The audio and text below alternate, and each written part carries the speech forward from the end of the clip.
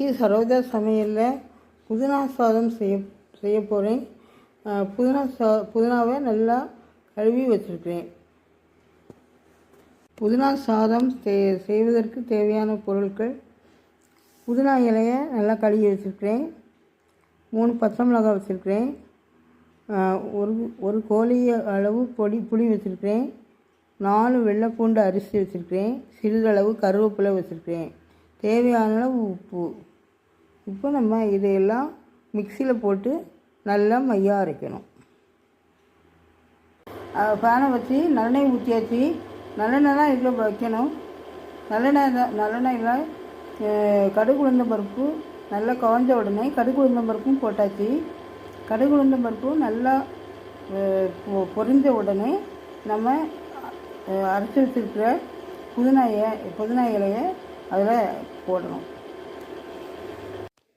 இப்போ புதினா இலையை நல்லா மையாக அரைச்சி எடுத்தாச்சு. புதினா இலை, வெள்ளைப்பூடு, கொஞ்சம் கருவேப்பிலை, புளி, பச்சை மிளகாய் எல்லாத்தையும் போட்டு நல்லா மையாக அரைச்சி எடுத்தாச்சு. இனிமேல் நம்ம சாதம் கிண்டலாம். கடுகு உளுந்தம் பருப்பு நல்லா பொரிய ஆரம்பிச்சிட்டு இனிமேல் நம்ம அரைச்சி வச்சுருக்கிற புதினா இலையை அதில் போடணும்.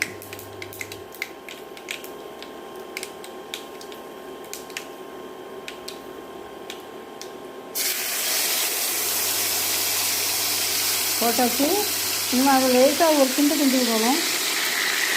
நல்லா கிண்டி விடணும். அதுக்கப்புறம் தான் சாதத்தை இதில் கொட்டணும். புதினாவை நம்ம நல்லா கிண்டணும். நல்லா பச்சை வடை இருக்கும், அந்த பச்சை வடை போக புதினாவை நல்லா கிண்டணும். நான் சாதத்தில் சீரக சம்பா சாதம் போடுறேன்.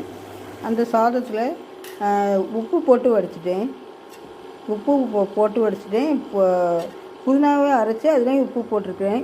அதனால் உப்பு எனக்கு கரெக்டாக இருக்கும்.